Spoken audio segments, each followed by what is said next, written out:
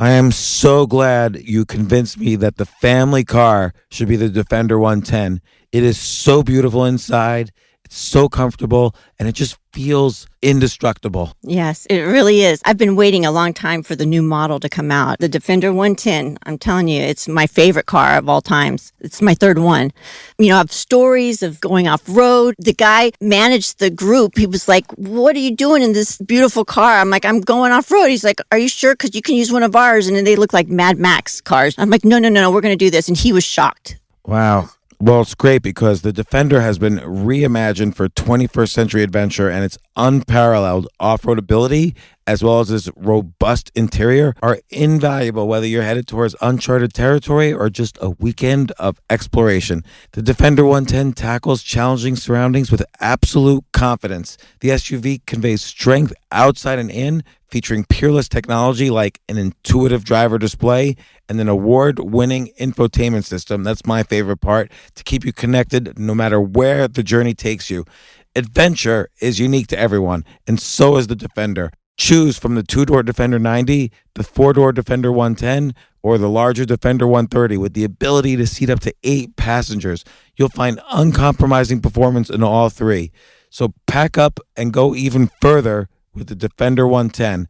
Learn more at LandRoverUSA.com/Defender. This isn't your average business podcast, and he's not your average host. This is the James Altucher Show. Today on the James Altucher Show. I'm going to go way back here. I'd like to go to the start and see the arc of your life as it relates to things, so I can understand why you did what you did, and maybe it can help me do some kind of cleanse. Because a few years ago, there was a fascinating story in the New York Times, and the headline said why self-help guru you only owns 15 things. Okay, I relate to what you're saying about associating things with memories, and I think many people relate to that. So what happened was, in a snapshot, I threw out everything I owned. I asked my friend to just throw out everything. Do not save a single thing. So I will have no place to live, and the only thing I'll be coming back with is my carry-on bag from the plane with 1 or 2 outfits and maybe a Kindle and a computer and a phone. And that's it, and a toothbrush. And there is this aspect of, okay, I was somewhat of a minimalist, and it changed me, and you know, I probably went overboard, but I usually go overboard on most of the things I do.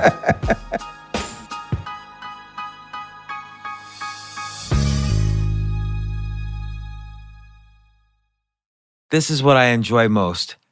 I love going on other people's podcasts, particularly when they're good friends of mine, and it doesn't even feel like an interview. It feels like just a real deep conversation between friends where I learn about me, I learn about the interviewer, and I hope the listener is both entertained and gets some value out of it.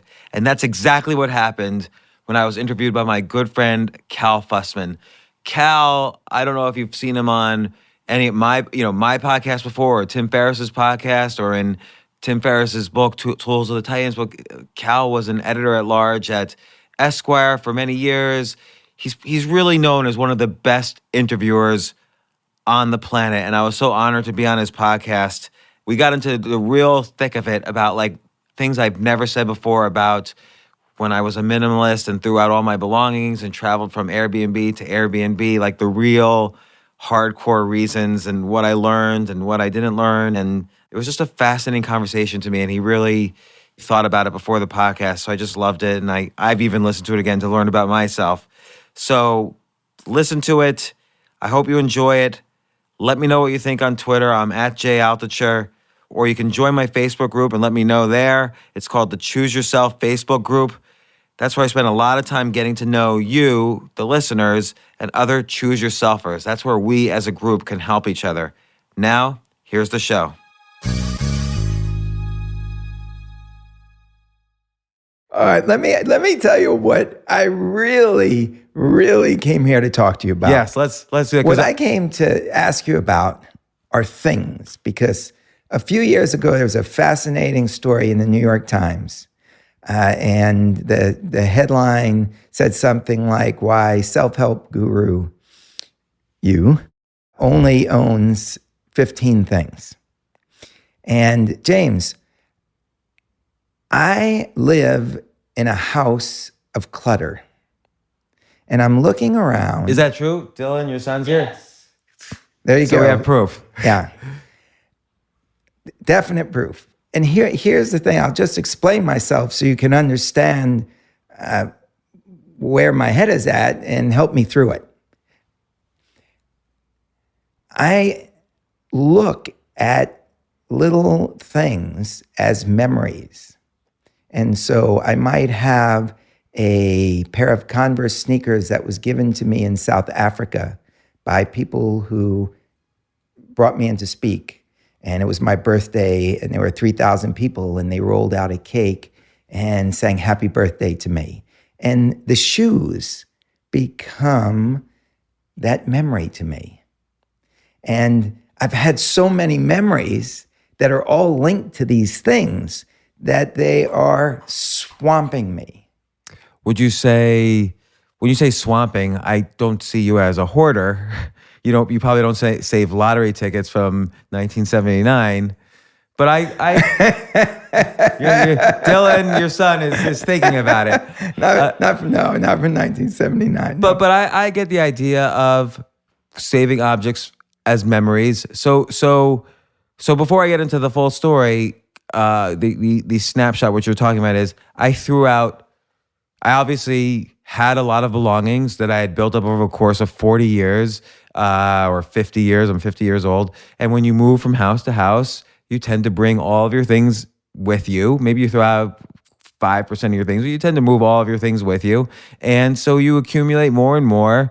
And so maybe we can get into the details. And I'm going to go way back here. I'd like to go to the start and see the arc of your life as it relates to things. Okay. So I can understand why you did what you did, and maybe it can help me do some kind of cleanse. Okay, so there's a lot of ways to look at that, but I relate to also what you're saying about associating things with memories, and I think many people relate to that. So what happened was, in a snapshot, without getting into the details yet, I'll just say the facts. I threw out everything I owned. So I was going away on a business trip, or some kind of trip, I don't even remember. And I asked a friend of mine I had an apartment in the city and an apartment near my kids about 60 miles north of here. And not an apartment, but a house 60 miles north of here. And I had lots of things in both places. And both leases were ending. And I had to decide what to do. And was I going to renew the leases? Was I going to just pick one place? Was I going to move someplace new? So I decided, you know what? I'm not going to do anything. I'm going to do nothing. So I informed both landlords I'm ending the leases, and I wasn't going to rent any place new or buy anything new, which leads to further questions, but I'll describe what I did. And then I asked my friend Lisa to go to both places while I'm gone, and I'll be gone for a week, and just throw out everything. Do not save a single thing, so that when I come back, I will have no place to live, and the only thing I'll be coming back with is my carry-on bag from the plane with 1 or 2 outfits and maybe a Kindle and a computer and a phone, and that's it, and a toothbrush. And so she took the entire week. Apparently, people don't realize how many things they have. Like, I didn't even realize how many things I had collected over the 50 years.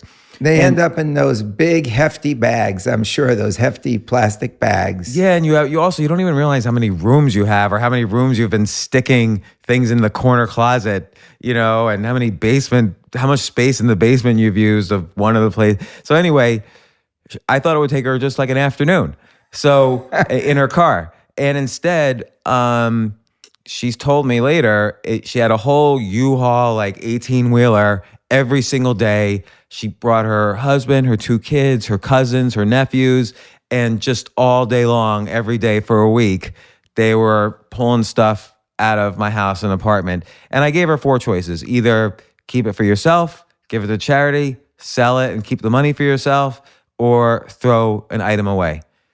But I said, one rule is don't call me at all. And she called me once. She called me once and she said, are you sure you want to throw away your diploma? I mean, it's framed and you work so hard for this. Are you sure you want to throw away your college diploma? And I'm like, A, I told you not to call me. But B, I've never once used that diploma since I graduated. So, of course, just throw that one in the fireplace. Don't even throw it away. Just burn it. Get it to the U-Haul. Yeah, like if save on heat while you're doing this, like burn that diploma. But to add to what you were saying, I had all these things that I didn't want to think about while she was doing this, because let's say you have your comic book collection from when you're 9 years old, and like, I loved just the feel of the paper and the colors and the stories, from all those comic books. And then, books I read when I was a teenager and letters I had written and paintings I collected. Like I had animation cells from I Dream of Jeannie, the opening sequence that I bought in 1999. I had an animation cell from the TV show Underdog. I had an original sketch when the animators of Snow White and the Seven Dwarfs were pitching Walt Disney what the dwarfs would look like. I had their pitch. And, hang up on the wall. And these things weren't that expensive. I just collected a little bit. I had chessboards, go boards, chess books. I had all of my books. I'd written like 15 books at the time. All of your books you were sending out. Not only all my books, but I had a cabinet case where you could see into the cabinet case. All my books were there, like really nicely set up. All my books in foreign languages. They've been in 20 different languages. I had, and then of course there's all my dishes, silverware, dishes from different periods of my life. I had sheets, towels, beds, chairs, all the normal things that you don't even think of as things because they're in every single house. I had all my coats, clothes from years ago, sweaters from years ago that maybe one day I would wear again, just t-shirts, so many things. I'm just trying to, like, any awards I'd won, I had trophies, all these things that could have, textbooks from college, a novel that I had written up and typed up, and it was in a stack of papers from 1991. You got rid of your own novel. Yeah, 4 of them. And oh man. So add all this that I'm remembering now times 10. That was how many memories I had gotten rid of. Photos of like my family photo album from when I was a kid. So my grandparents, my parents, because these things were never digitized. Me as a little kid, my sisters and me, my cousins, great grandparents. What? I had several photo albums all thrown away. That had been kept on top of the mantelpiece above, the kitchen. All these. I could go on and on. Really. Have you ever regretted sending one of those items off? Yes. That's the thing. People would always ask me like, "Oh, this must have felt so freeing. It's like a cleansing." And it did a little, but yeah, I also regret like not every decision's supposed to be perfect. And it's okay to miss things.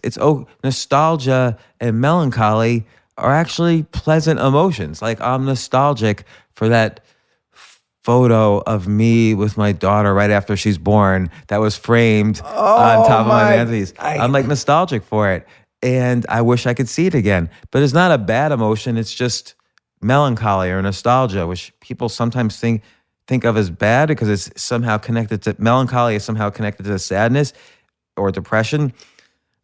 But I feel melancholy over it. I don't feel depressed over it. So yes, I regret some of the things, but also I don't regret what I did. Overall, I don't regret what I did. And it was cleansing. And again, we can get into the story, but there is an outcome. First off, we're sitting in so for several years, I just Airbnb'd around. I kept the same carry-on bag If I ever bought one item, I had to replace an item that was in the bag. So it gave me a real connection to, I used to pass a bookstore, say, and I'd see a book in the window and I'm like, oh, I want that book. I'm going to buy it. And I don't just want it on my Kindle. I want the real book. So I would go in and buy the book. I never used to, there would be no separation between wanting and having. If I wanted something, I'd have it. And, but suddenly there was a distinction. I would say to myself, I want that book. But then I'd have to think, but you know what? There's nothing I need to replace in my bag, so I'm not going to buy that book. And I'd have to do that, let's say in the 2 years or 2.5 years I was living this way, must have done that 1,000 times. Like, it really taught me, it built this muscle of, I don't need everything I want. So that became a real muscle that I had never had before. It was like a new emotion to want, but not immediately have. You weren't even delaying gratification. You were denying gratification. Right. I would just tell myself, I don't really need to have this. I can get it on, I have a Kindle. I can get that book on my Kindle. Okay, if I like that shirt, maybe if I really love this shirt, I will replace it with a shirt I already love that's in my bag. But in general, I have what I'm wearing now, which is a white shirt and black pants, and that's it. And one pair of shoes that sort of served as shoes and sneakers. You couldn't really tell the difference. And, but eventually, so that was, I would say, the main thing I learned is that I built this muscle. And again, this sounds like this is a problem of privilege, obviously. Like, some countries don't ever get what they want, but we're talking about our friends and the generation of people we know generally have, some disposable income and buy a book in the bookstore that they like. So, or they buy a TV that they might like or whatever. Most people have old photos. Yeah. So I have none of that. And so there was two things then. One is when I learned to appreciate nostalgia and melancholy and having unsatisfied nostalgia. Like, I couldn't go back and look at those photos of myself with my daughters. Did it make you hone your memory to try and grasp them? That's a good question, because I don't know the answer. I think I would be more aware. I would say to myself, oh, I missed that moment. I wish I could look at it again. But when I see and I don't know if it gives me a better appreciation when I see my daughters now, but I certainly appreciate when I see my daughters now. I don't know if it would have been different if I had just the photo of them. But the real thing, the two things is it made me really appreciate the positive aspects of melancholy and nostalgia. And it made me also build this muscle that I never had before, or I hadn't had since I was a little kid. When you're a little kid, you want a toy. You can't always get every toy you want. But as an adult, from the age of like 23 on, say, after you've been working for a year after college, you could pretty much get most things that you want. And no matter what your salary is. My salary started really low, but anytime I was in a bookstore, I could buy what I want. I'm not the type who wants like big expensive things. And I built that muscle that I can't get everything I want. And even the smallest, even like a towel, I wouldn't be able to buy a towel because I was staying in Airbnbs. They had towels. So it would make no sense for me to buy a towel. Was there one moment that precipitated this, that you said, okay, that's it? I'm sending everything away. I wish, so I'm going to be totally frank in ways that I necessarily haven't been before. First off, that title of that New York Times article where you read this, they said self-help guru. Right. And the reporter, he had to actually, he's a great guy. I love him. He didn't write the headline. He didn't write the headline. Story. He told me they wrote the headline to include self-help guru. I really didn't want the word guru or the word self-help. But I think it said like millionaire self-help guru. Like everything I didn't want was in there. Sorry, what precipitated me saying that? I was wondering if there was a moment that precipitated the decision to do it. So a lot of people would think, I must be doing this self-help kind of thing. Like, I'm going to be a minimalist, right? So everybody just assumed, oh, you should see that documentary, The Minimalist. And I like those guys who did that. I haven't seen the documentary, but I personally like those guys.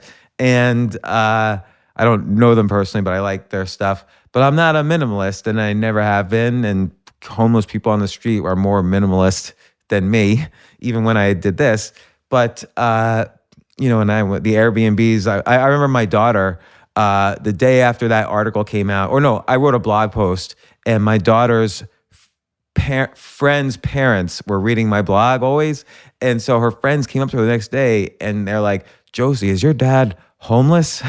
And because it showed my blog post, I had a picture of me just walking between Airbnbs with all of my belongings. So I said, at that moment, I had no home, and here's all my belongings. And so Josie's friends were saying, is your dad homeless? So Josie came into the town and visited me, and she came into the Airbnb I was staying at that point. It was actually a friend's house, and my friend wasn't staying there.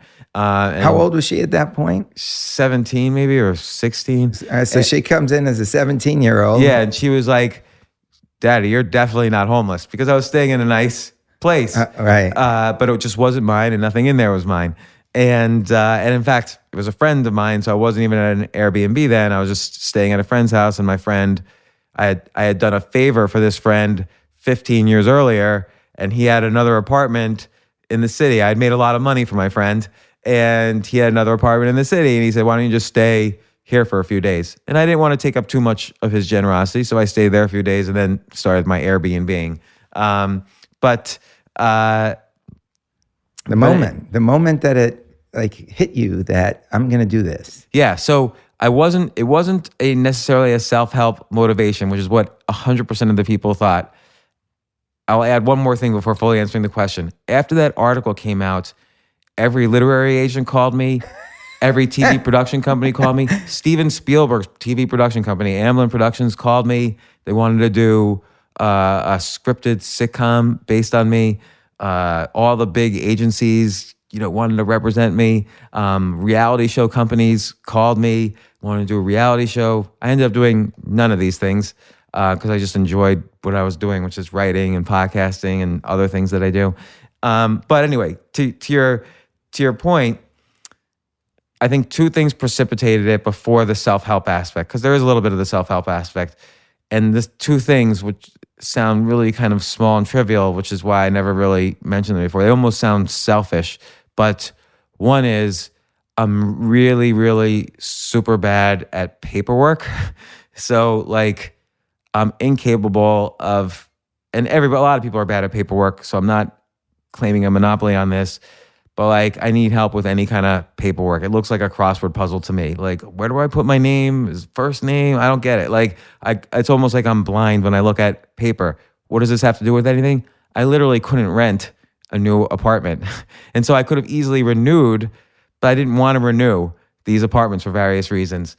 And so I literally couldn't go to a real estate agent, fill out forms. And then when you rent an apartment in New York City, it's like a full-time job. You have to fill out 27 forms. You have to get 6 references. You have to get like all these background checks and agree to them. So I just didn't want to go through that.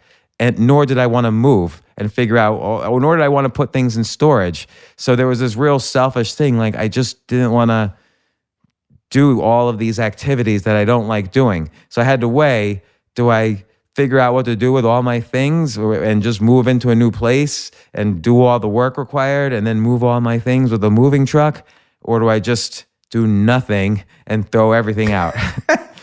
So I opted to just do nothing and throw everything out and figure, okay, there's going to be consequences to that. Like I'm going to regret, but I'm willing to handle the consequences rather than rent another apartment.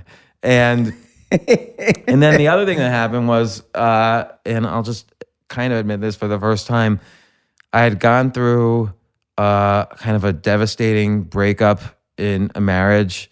And then a bit of time later, this is when I had that house upstate. And then I had an apartment in New York that I was sharing with somebody I was then dating, and it wasn't really working out. And so, Oh, this is a double whammy. so it was a double whammy that I just didn't want to deal with all of those things about the marriage. I didn't want to deal with the breakup. Wow. So suddenly when all the leases ended, I was able to say, hey, going on this trip, this lease is over. I guess this is totally selfish. I guess this is over with us. And that was how that ended. And suddenly I had nothing and I had nobody. And, in terms of relationship and romantic relationship. And when I came back, I was just I had this new life. I landed and I had nothing to do and nothing going on. My business actually was in a state of flux also at that time. And so there wasn't really any pressing business demands. I just enjoyed writing. So I wrote up my experiences, what I was doing with all my things. And that became popular. And then the New York Times called about it. But there was a little bit of selfishness. And then I just didn't want to deal with my personal situations because they were so devastating to me. And I didn't really know how to deal with them. And I didn't really know how to deal with my real estate situation or with my personal belongings situation. Because Airbnb. yeah, because I get kind of, probably you get this way too, I get to the point where I can only do the things I enjoy doing. So I enjoy writing, I enjoy podcasting, I enjoy a few other things. Everything else that I don't enjoy, I don't do. So I don't enjoy figuring out what to do with 6,000 belongings. So I didn't do them and I outsourced it and got rid of everything. And hopefully most of it ended up in either charity or help my friend or whatever.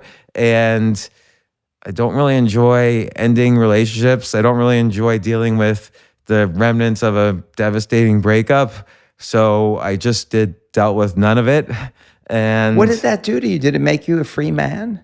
yeah, I was totally, it was like this weird thing where like my past was artificially erased. I say artificially because it wasn't really erased. I still had to deal with the ramifications of all of that.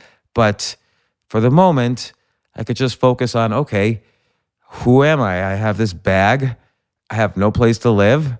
I remember sitting in a restaurant. I got off the plane, went to this restaurant. I didn't even log into my computer, log into Airbnb. So I called up my friend and said, this is what happened. And he said, oh, well, I live across the street. You helped me out once. I'll move to my other apartment. You just move to this apartment. The key's over here. And I moved there for a few days. And then finally I got enough mental and emotional strength to log on to Airbnb.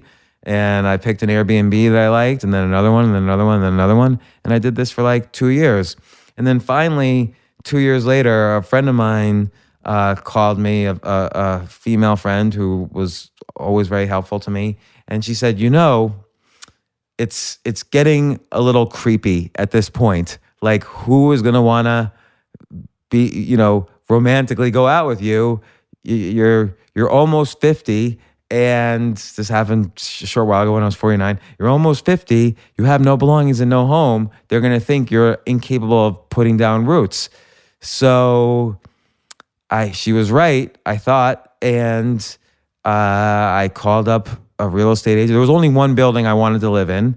And I called up a real estate agent and he's like, no, don't live in that building. There's 6 other buildings I could show you. And I said, no.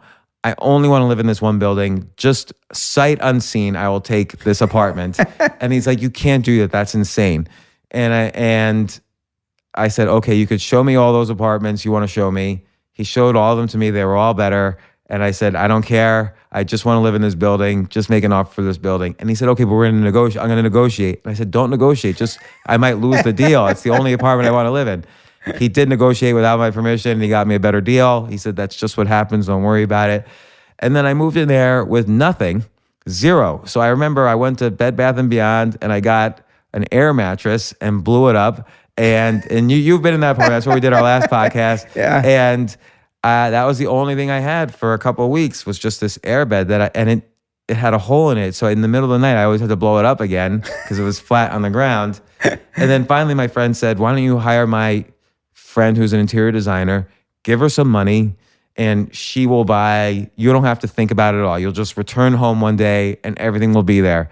And I was amazed, like, oh my gosh, like knives are in the drawer and forks, and there's small dishes and big dishes, and there's towels, and there's a real bed and a dresser, and not only is there a sofa, but there's a table next to the sofa where you can put your coffee cup, and there's coffee mugs and a coffee machine and Keurig cups for the coffee. She kind of just did everything my other friend did, who removed everything, except she moved everything back in, but only the bare necessities that are in a basic, starter apartment. Like all the things you need to live, she did. And I was amazed. I didn't even know you needed anything. She called Verizon and waited for them to come and install the TV, and she bought the TV, and she did everything. And that was the apartment you were in, where that's all I had. And then I moved once more since then, because my kids were coming to stay with me for the summer and I need a little more space for them. So I moved in the same building to a different apartment. And I've been gradually now you see over there's some books. I've been gradually, when there's a book I like. Oh, it's creeping back. Yeah. I have started to mildly accumulate. I still have the muscle where I don't always need to get everything I want. But if there's a book I really want to read and I don't want to read it just on my Kindle, I'll buy the book.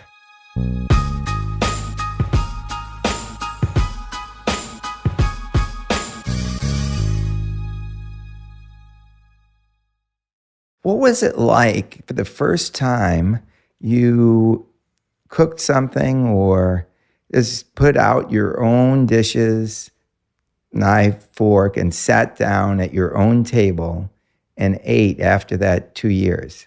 Well, you just made a lot of assumptions there, which is that I used my plates. And I didn't even know what was in my kitchen. But what I would do was, it was really nice at the end of the day to go to this mostly empty house and order delivery on Seamless or Grubhub or whatever, and get it delivered and watch TV. And I would just eat out of the bag. I didn't use my plates because I didn't want to clean the plates. I just wanted it as pristine as possible. But the very first time I cooked, it was many months later. I was dating somebody, and it was Valentine's Day. So I figured, you know what? I'm going to cook for the first time since I was 18 years old. And I had never used the oven. So I'd been living in this place for months. I had never used the oven. I guess the last person who had lived there left some grease at the bottom of the oven. So, but it had never been cleaned. So this is like 6 months I'm living in this apartment. And I start making some kind of fish that I bought down the street. It's the only thing I knew how to make, because I figured you just heat it to 350, you put the fish in, it's done. And but the oven blew up because there's grease went on fire, and there's smoke coming out. There's alarms off. Like my girlfriend, it was Valentine's Day. As the Valentine's Day girl comes in. Yeah, like it was horrible. And then the guy across the hall from me, he was like, is everything okay? Like he runs in, like there's smoke pouring out of the apartment, like there's fire. And so we put all that out with his help. And then he said, why don't you just finish this in my oven? Finish the fish, cook it in my oven. And my girlfriend's like, yeah, let's do that. And it's Valentine's Day. And I'm thinking, I don't know if I want like this other guy like hanging out while I'm cooking this meal. I felt like emasculated a little bit. And, but he was a nice guy. He let us use the oven. Then we went back to the apartment and had the fish. And that was my first and last time cooking since I moved into an apartment. And there is this aspect of, okay, I was somewhat of a minimalist. I agree with that. And it changed me, and still the changes are in place. But, I probably went overboard. But I usually go overboard on most of the things I do. And so now, after this whole experience, like, what would you recommend I do? Obviously, I've got my wife and I've got 3 kids. Only one lives at home. 2 are off in college. Would it be foolish of me to just start going item by item and saying yes or no? Yes, that's foolish. That's foolish. I'll tell you why. So there's the Marie Kondo book, The Art of Tidying Up, or The Magic Art of Tidying Up. Great book about minimalism. And her thing is, put everything on the ground and pick it up and hold it to your chest. And if you love it, keep it. And it sounds nice, but let's take your example. A, you have thousands of items, I'm sure, so that would take a really long time. And B, you're going to love everything. So That's how why much is I'm he gonna keeping throw in out? the first place. You're not going to throw everything. So what you got to do is you got to just say, okay, this closet with all these clothes, just hire someone to come in and just get rid of that closet. Now, you live with a wife and a family, so you really can't do what I did. At that point, I had nobody personally in my life. So, for instance, since I started, again, dating somebody, accumulating begins because couples need things. You need your own set of towels. You need sheets that could be changed. Your Airbnb hosts' maids aren't going to do it for you. And nobody wanted to Airbnb around the world with me. So you start to accumulate things, but you do stuff with care. So now, but what if you're already in the point where you've been married for decades, you have children living with you, you can't obviously throw out their stuff.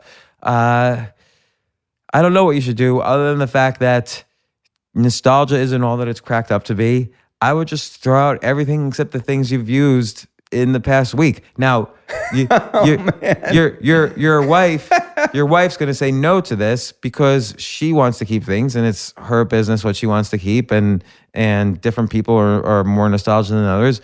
But you should say, okay, I haven't touched this book in a year.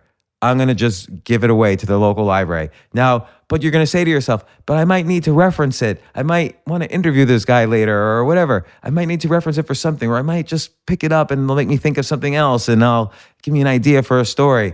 No, just anything that's yours, that's solely yours, that you haven't personally touched in the past year, I would just throw out. And that includes your old comic book collection, baseball card collection, diploma. You might want to save photo albums. People are always shocked by, so you might want to save those. Or maybe you have looked at those in the past year. But if you haven't, why do you have them around? Are you going to look at them next year? Do you have an appointment? You know what? That is a great question, because I start to wonder, well, maybe there'll be a moment when, and Dylan's always saying to me, Dad, you never tell me all these old stories. I've run into people that know you that start to tell me experiences that they know about you. And it seems to me a photo album is a good way of getting those memories out. Well, so when did Dylan ask you that? I've mentioned this multiple times. Like 2 days ago is the last time. Okay. It's been over the years. So 2 days ago, he said, why don't you tell me this story? So that's related to the photo album. So Right. Keep the photo album so you can tell him the story. Or throw out the photo album and write the story down. It's another way. Or do a podcast with him where he asks you questions about each story in the photo album, and then throw the photo album out. So, or take a picture of every item in the photo album, write a little story about it, and then throw the photo album out. And now you have it digital, so you can throw it out. I didn't do that because I had not looked at the photo album. My kids didn't seem to care about what was in them. And and I hadn't looked at these things in years, so I had no reason. I had no reason to think, it's that effect. I forgot what Nassim Taleb calls it, but if you haven't done something in the past year, chances are you're not going to do something in the next year. So if you haven't worn a sweater in the past year, you're not going to wear it over the next year because you buy new clothes all the time. Why would you wear a sweater that you haven't worn in the past year? So that's a start. I did an extreme, but a start is pick a time point, 1 year, 2 years, 6 months, and say, if I haven't looked at something in the past year or even thought about it. Now, the photo albums is different. Dylan says he asked you 2 days ago about this story. You could tell the story if you're looking at the photo album. Keep the photo album. But if there's a book like, I don't know, a pulp Robert Sheckley science fiction book from the 50s that you haven't read since you were 16 years old, and it's on your bookshelf because you just love looking at it, like the paper, and it's a little wrinkled and it's got that browning effect, and you just love that, throw that out because you haven't opened it in years. Something happened to me the other day that's somehow attached to this, because I've written for magazines for most of my life, and as you know, the magazine industry is not doing as well as it used to do, And so I arrive in New York and I'm doing a documentary. And so there's a videographer walking around with me, and I'm pointing out restaurants where these amazing memories exist. And literally every street, another restaurant, another person, and I can feel it almost like a movie in front of my eyes. I know what you mean, and I don't mean to interrupt, but New York City's great that way. Like, I'll be at a corner and suddenly it really is like how they do flashbacks in movies. Like I'm 24 years earlier and I see everything happening around that happened at that moment 24 years earlier. But if you don't remember that moment, what's it worth keeping around? Well, let me take you to where it took me, which is going to lead to my next question. Yeah. So I'm walking with this videographer, and we pass a newsstand. And like you can think of newsstands from the old days, even in the movie The Godfather, they're walking down the street and the Godfather's just been shot, and Al Pacino looks at the newspaper and sees his dad's been shot. And I'm looking at this newsstand, and there was no newspapers and there was no magazines in it. It was like all M&Ms. Yeah, candy. And candy. Like a razor blade. It had been replaced. And maybe there were some devices to plug in an iPhone if you lost yours. And I realized this is a shift. This is new territory. Yeah. And this is one of the reasons I wanted to ask you about this, because are we down the road going to be able to just have all those photo albums sort of digitally loaded into our brains, and we're just not going to need this stuff? Well, the answer is definitely yes. Like, people no longer really keep, like my kids, they don't even know what a photo album is at this point. Like, Dylan, I'm sure your son's sitting right here. When you get a photo you really love, you put it on Instagram or store it on your email or something. He doesn't like print it up and paste it into a photo album. Have you ever done that once? What's a photo album? Yeah, right. So that is over. And yes, we could have nostalgia about it. People like you and me who had photo albums, and we remember our parents pasting a Polaroid, and that Polaroid feel and the smell of it just coming out of the camera. We have that feel of it, and we want that. And that's why you hold on to these photo albums. But everything is digitally. And by the way, it's higher quality digitally when you can print it up and see it higher quality than it would have been in a old photo album. But, everything's changed. We live in an access economy rather than a ownership economy, meaning I was able to, for 2 years, own nothing and live nowhere. And yet I lived quite well, because I had access to everything. I had access to cars without owning a car. I had access to the best chefs in the world without knowing how to cook. I had access to great homes. I had access to clothes. I had access to everything I needed. The same things I have access to right now, even though now I'm accumulating a little bit more. Like, think about Grubhub or Seamless, which delivers food from local restaurants. I can sit here and I could say, should I cook while I'm watching TV? Nah, I'm going to get the best chef in New York City to personally cook me a meal and send somebody over to deliver it for me, and I'm going to eat it. Like the best meal that could possibly be cooked. Better than any meal I could have cooked for myself. And then instead of going out to the movies, I'm going to have a movie theater size TV screen, in terms of my field of vision, in front of me, where someone spent $200 million creating a production just for me, because I don't know if anyone else is watching it. I'm just watching it in my home by myself. And Martin Scorsese might have directed it just for me. This Wolfgang Puck made his meal just for me. And I'm in this great apartment that someone made just for me, as far as I know. And they even decorated it with their most amazing interior decorator and spent millions on it for all I know. And I get to just have access to it for as long as I want. And that's the economy we live in now. And we're moving more and more towards that. And then, I'm going to go visit my friend. Do I get my car? Where did I park it? Blah, blah, blah. And I got to pay a parking permit or whatever. No, I'm just going to get someone to pick me up in the best SUV possible. A guy who's driven his car around New York City 8,000 times, so he's a great driver, and he'll take me to my friend's house in 2 minutes. And I have access to that. I think I'm ready for the future. I'm listening to this, and I know I got to make this change. Very hard to be as extreme as you were. But you're not, though. Look at you right now. You're, I don't know if this is still your title, but you've been editor-at-large at Esquire, a great magazine owned by a great company, Hearst, a media company that's been around for 100 years. And, they own tons of magazines. People would be surprised to know they own all this huge collection of magazines. But yet you're doing Cal Fussman's podcast. I've moved on. Right. It's podcasting, speaking, documentaries. Which is about you, which is you have access straight to the people who are listening to you. You have access straight to the people who are reading you. You have access to the people straight who will hire you to speak at their events.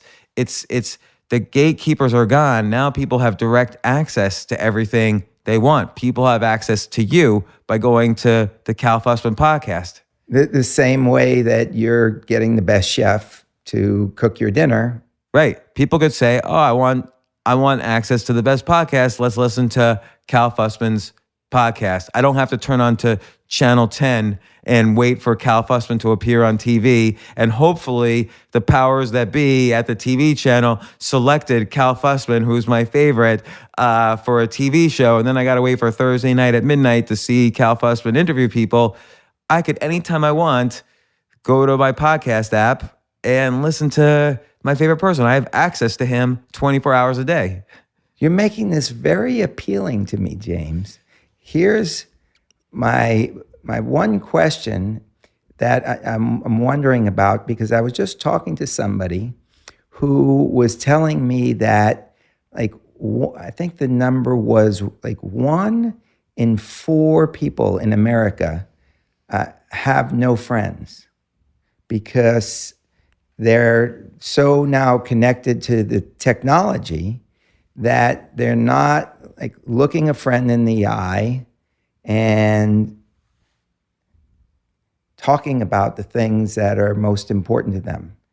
And I'm wondering if I go this route, if I dive into digital, do the digital dive, will I start losing these connections? Because I am so connected. My tissue is so connected that I could connect with a book cover. I could connect with a pair of shoes. And also, you're a very social person. I know this about you. But let me ask you an important question. Where are you sitting right now? I am sitting in your apartment. Right. Where's your son? Where's your family? My son is on your couch. Right. So, are we tweeting at each other? No. Are we Skyping? Look, I sit down with you. I don't even know when the podcast starts. Right. We just start talking. We're into it. Right. So I always do my podcast in person because only 10% of communication is verbal, right? And let's say our friendship was built off of texting.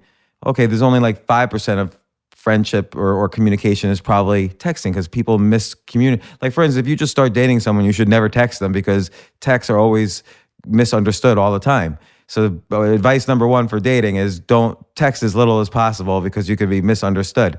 But so I think communication, we're still blood, we're still made out of skin and bones and blood and muscle. That's never going to end. Well, maybe it will at some point, but at the moment it doesn't, seems far off. So to really communicate with people, you have to be there in person. And by the way, so because we're tribal animals, there are so many studies that suggest well-being. I won't use the word happiness, but well-being is a key component, is your friendships and your relationships. So it's sort of sad that 1 in 4 people don't have friends.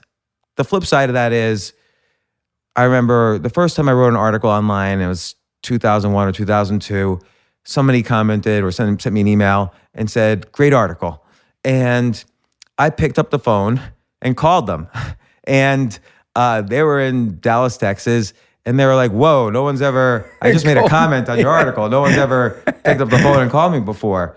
But then, and I used to do that with all of my comments. Now I don't, but back then I did. I was so excited to get comments. And like that person in particular, the very first comment I got, I remember his name's TC Green. I actually flew, stay and visit with his, like 6 months later. We texted for a long time. We called each other. I flew and visited and stayed with his family. His boss invested, I was running a hedge fund at the time. This was 2003 at this point. His boss invested in my hedge fund. So, but that was only after I personally visited. So business is still done, person to person. Wow. You know what? The same thing, I find it happening to me. Where I know nothing about business. And so when I started the podcast, I started speaking to people in business. And Melanie Whelan, the CEO of SoulCycle, said to me, hey, Cal, the first thing you got to do is know your audience. And I'm thinking, I have no idea who my audience is. Even when I was at Esquire, that wasn't my job. I just went out and interviewed Mikhail Gorbachev. And then wrote the story, and then they sent it out. And I realized when I was listening to her that this is more complicated than I thought, because she said, you know who our competition is? And I said, no. And she said, Netflix. And then the light went off. It makes sense. If somebody's sitting on a couch watching something great that Netflix has on, they can't be at SoulCycle using the bike. It's really true. Little bit of difference in that, SoulCycle, there's always an audience of people who want to get healthier, and they're not going to sit around and eat potato chips while watching Netflix. They're going to look for their options, at least in the exercise space, SoulCycle being one, Crunch Gyms being another, and so on. So she's a little bit right, but a little bit wrong. But you kind of knew your audience. You knew the audience of Esquire, which has a particular demographic. Just by looking at you, I could tell you the kind of audience you have. You have, mid 30s to early 60s male audience, somewhat intellectual, who likes sports also. Interesting. I find there's a lot of young people that are following. But what I did is I started asking people who listen to the podcast, send me a picture of where you live. I want to see where you live. And these pictures started flying in from all over the world. So if I did a podcast with a therapist about ice cream and how I might deal with my love for it, the next thing I know, I'm getting photos of people in front of ice cream stands in Australia with signs saying, Cal, come have some ice cream. So what you did was also, let's say, so what I did was like 3 generations old, the way I analyze your audience. What you did is 2 generations old.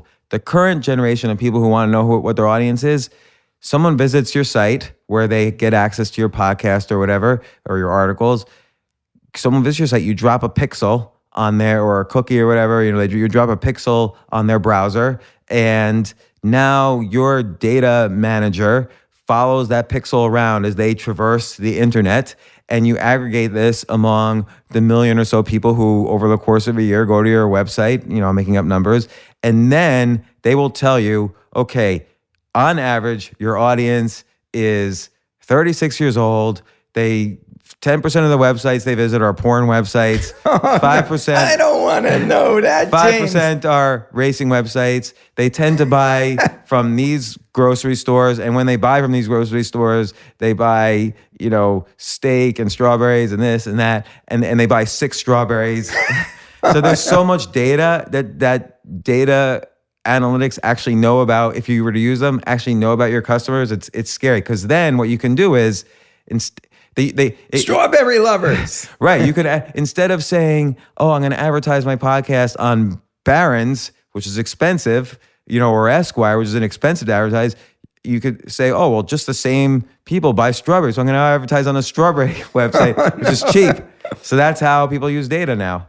And that's how why you'll get emails. You'll hit some sites about, I don't know, Vancouver, Canada, you're thinking of vacation. And then suddenly you'll start getting emails from Airbnb. Here's our favorite houses in Vancouver if you're taking a vacation. Like everybody, because then people buy the data from Experian and other places that keep track of data. So I really have no control of where this is going. I might as well just start moving down the stream. Yeah, I mean, you can't fight the trend, and it's not necessarily a bad or a good trend. We can't analyze good or bad. I think that's why it's just good to keep on, like, ignore all that and do the work you love in the medium that's best for you to do it. Like, and like you said, magazines are going down, podcasts are going up. So this is the medium where you can do your best craft. And then, if you want to do other things around that, that's fine. But you just want to really focus on your craft. That's being really a minimalist, is focusing on your craft and just finding the best medium to do that in.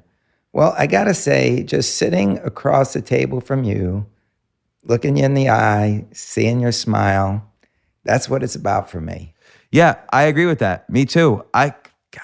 You live in LA. If you lived in Manhattan, I'm sure we would hang out. Comedy club all the time, Yeah. all the time. Do you go to comedy clubs in LA? A couple of times recently. So I guess that means that I do. All right, well, we'll go to next time in LA. Let's go to a comedy club together. Okay, and when I'm back, we're actually heading to the airport in a few minutes. I could talk to you for 24 hours straight. In fact, we could probably break a Guinness World Book of Records. It's so funny you ask. By the way, in the room too is Steve Cohen and Jay, the audio engineer. Steve Cohen's the great, best podcast producer in the business. Thank you. Steve and I called the Guinness Book of World Records and said, how can we break the record for longest consecutive, doing of a podcast? And what was it, 72 hours we'd have to do? I thought it was 50, and you said you would do 60, I think it was 72, and I said I would do 80. Okay, yeah, I think it was 72. I mean, some guys was it Denmark? Yeah. Or something, they did it. They did a radio show. And I was surprised because my mouth was writing checks that I was hoping his body could cash. And we went through the whole thing with the nice folks at Guinness, and maybe we'll still do it, but yeah. Well, you know what? I had the same idea, and I'm willing to propose maybe we can come together, and instead of 3 days, we can, who knows, we can do a week or two. Because we could rent out, so the comedy club across the street, I'm part owner of, as part of my accumulation phase. And we could just use that stage. They'll book it out. They already told me they'll book it out whatever 3 or 4 or 5 days we want. And we'll have guests and we'll have audience, throughout. We'll keep tweeting to our audience. And we don't even have to do, I love Guinness. He says he can talk to you for 24 hours straight. I love Guinness, but we could just do it and say we broke the record. That's the thing too. Why do we need Guinness's stamp? We can say we broke the Guinness record without Guinness approving it. You know what? I was just at an event. It was a crazy event thrown by Spartan Races. They have a death race. And the event was a 26.2 mile barbed wire crawl. And the Guinness Book of Records was there to adjudicate it. And I mean, these people, they show up. It's very precise. They're measuring things. And it was very official, but I tend to agree with you. It's the doing of it. It's the sitting here. Right. It's the enjoyment. If people ask the question, because we'll generate publicity, but here's the thing. Guinness charge it for a marathon event. It's tricky because Guinness charges for the time of the judges. So if you're doing a marathon event, you're paying a lot of money every 8 hours. So to break our record, and again, I understand why Guinness is doing this. They should do this. It's their name. It's their brand. They built up over 100 years. Plus, it's the time of the judges and all the work they put in. But it would have cost us well over $100,000. So then you have to think, well, did you get sponsors for it? And I'm thinking to myself, I have the stage already. We have the audience. No one's going to if anyone disputes it in the Guinness Book of World Records, we just say, well, we did it longer, so you haven't broken the record. And, I don't know why you need, we could hire a judge anyway for cheaper who would be, let's say, independent, right? We can hire from Midroll or some podcast company to be an independent judge. So, and it could be filmed, so everybody it could be live streamed. Yeah. People around the world could be watching it. I think actually Guinness didn't have a podcast category. It was a live streaming category. Yeah. But Well, this is exciting. I am open to this. I am completely open to sharing this with you if you're up for it. And I don't know how it would work if we both have to be at the same table all the time, or can we rotate in and out? I think we could call it a special show, and then the show is live streaming. Even Guinness allows for breaks. They allow for 5 minutes every hour. So you build up, let's say 12 straight hours. Now you have 2 hours. You could take a brief nap or whatever. But I'm sure there's ways we just define our category. I think the whole thing is with this access economy is you define the category, and we're going to break it in that category. In fact, Guinness and other world record companies, they're famous now for inventing categories for companies. So McDonald's could say to Guinness, hey, we want a category about McDonald's. So then Guinness will create a record, who can eat the most number of fries in an hour? And that's McDonald's fries. And McDonald's will pay for that record to be broken. And Guinness gets a cut on that. This is perfect because there's so many options. We could trade places. We could be at the same table. It could be completely fluid. We can have guests just coming in one after the other. Can have audience ask us questions. There's so many different formats we could play with it during that time. Minimum a week. Yeah. Minimum a week. Yeah, we should do it. I'm in. And then Seamless, get us food. And we got the best chefs in the world. All you got to do is go on the internet and get them to cook for you. Exactly. Heck, Wolfgang Puck was on our podcast. We got Wolfgang Puck to hang out with us. We talked to Seth Godin about By the Way Bakery, he said. Oh, yeah. His wife has the bake shop down the corner. A lot of synergy, Cal. I am completely in. It's just a joy. Say that now. No. When are you coming back into town? If I feel this much pleasure just sitting down with you, what have we been, hour and a half? Yeah. Imagine 72, 96, 120. We only talked about half a topic, minimalism, where I displayed that my minimalism was totally a selfish, personally destructive act, which in the long run helped me. But I think I was honest. I'm going to take strides in your direction. I'm going to figure out how to do it, and I will let you know. But it's time. It's clearly you've convinced me. It's time. And again, just to get back to that, I think one technique is just to ask don't even say you're going to throw stuff out in your mind, like you're going to fake out your mind. Just pile up or put in a closet everything you have not looked at or opened in a year or 2 years or 5 years. But give yourself an easy first task, 10 years, and then just throw it out. Pay someone else to throw it out because you can't go through it because you're like, oh no, that was my Captain Crunch whistle from my childhood. I can't throw that out. You have a Captain Crunch whistle. No Captain Crunch. I got the idea though, and so I am well armed and well suited for this task. And we're holding you to it. Dylan has been listening. You're going to watch this, and you can report back, and maybe you report back on the world record-winning podcast endurance. I don't think I'm going to stay up for 72 hours. No, you could have just a little bit of a segment. We'll be dead at the end, but you have a long life ahead of you. I say at least a week. Yeah. I know we can do at least a week. Let's do it. We can do it. Okay. And by the way, so just to be clear, you feel that a conversation with James is an appreciating asset rather than depreciating. Are you kidding? I live for this. Okay, great. And look, after 5 hours, when it starts to be depreciating, then we bring on the next wave of guests. So, Okay, good. This is beautiful. Thank you so much. It's just such a pleasure to be with you. Thanks, Cal. I really appreciate you coming on. I really appreciate you inviting me to come on your podcast. Yeah, it seems like whenever we do this, it doesn't matter whose podcast it is. Man, we got such great feedback when you were on too. So I'm happy to be on yours, and hopefully we'll get the same kind of feedback. I think it's sort of like the way you're describing where the future is going. It's not owning anything. It's just being there in the moment. Thanks so much. All right. We will see you at the comedy club. Excellent. All right. Cheers.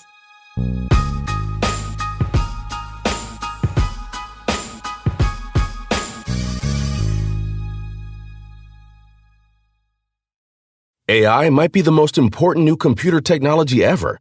It's storming every industry and literally billions of dollars are being invested. So buckle up. The problem is that AI needs a lot of speed and processing power, so how do you compete without costs spiraling out of control?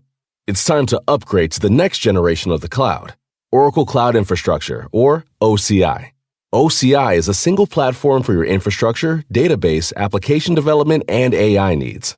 OCI has 4 to 8 times the bandwidth of other clouds, offers one consistent price instead of variable regional pricing, and of course, nobody does data better than Oracle.